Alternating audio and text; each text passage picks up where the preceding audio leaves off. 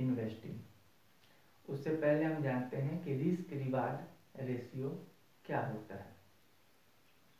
देखिए, risk reward ratio generally लोग समझते हैं कि ट्रेडर्स के लिए यूज किया जाता है, लेकिन ये गलत है। रिस्क रिवार्ड रेशियो जितना ज़्यादा इन्वेस्टर के लिए महत्वपूर्ण है, उतना ट्रेडर के लिए हमें नहीं लगता। आपको लगता है तो आपका नज़रिया अलग होगा, आपके सोचने का, आपका कैलकुलेशन ये अलग हो सकते हैं। लेकिन मेरे हिसाब से मैं एक इन्वेस्टर हूँ, मुझे ट्रेडिंग पसंद नहीं है। बताएंगे क्यों ट्रेडिंग मुझे पसंद नहीं है। और मुझे वो कहते हैं ना जीरो सम वैल्यू गेम, तो उसमें कुछ एडिशन नहीं होता बॉस। जब एडिशन नहीं होगा तो फिर पैसे कहाँ से बनेंगे? किसी दूसरे का पैसे से अपना पैसा बनाना हमें अच्छा नहीं लगता, और कभी मेरे पैसे भी जाएंगे तो दूसरे के बनेंगे।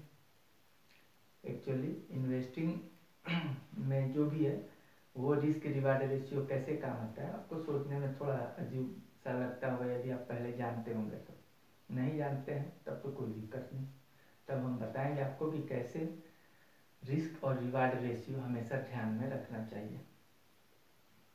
मान लीजिए कि हम कोई गोल्ड खरीद लिए, मान लीजिए 1 kg का गोल्ड खरीदे, और गोल्ड का रेट 3 साल तक वहीं का वहीं स्टेबल रहा। हमने 3 साल के लिए इन्वेस्टमेंट किया और वो गोल्ड का रेट 3 साल के लिए वहीं का वहीं रहा। Then what happens?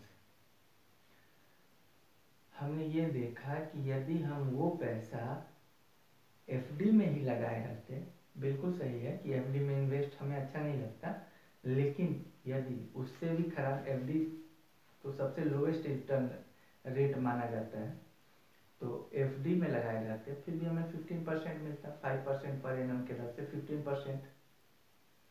ओके, लेकिन हमें यहाँ कितना मिला? 0%।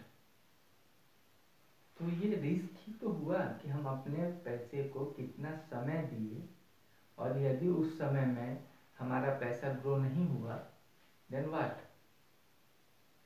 हम पीछे रह गए। यदि हम वो 15% कमाए रहते तो हमारे चौथे ईयर में, 4th ईयर में हम 115 रुपये के इन्वेस्ट करते हैं। व्हाट इज ए कंपाउंडिंग हम आपको बताएंगे बाद में, लेकिन ये समझना जरूरी है कि हमारे रिटर्न जो हैं वो समय के साथ साथ कंपाउंडिंग के साथ बढ़ने चाहिए।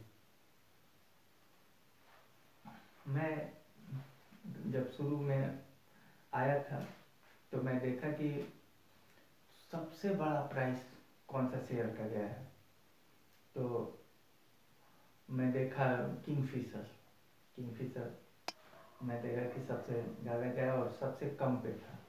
मैं सोचा यार इतने ज़्यादा का शेयर गिर गया है, कोई कारण होगा, लेकिन है तो कंपनी, बढ़ेगा तो ज़रूर। तो मैंने उसे खरीदा ज़्यादा नहीं, लेकिन जब खरीदा तो यही सोच के खरीदा कि चलो कभी ना कभी तो लाइफ में जाएगा और यही एक शेयर हमको वो बना देगा। तो ये मेरी भूल थी, उसे हम रिवार्ड नहीं देना चाहते। तो ये चीज़ होता है। और दूसरी चीज़ की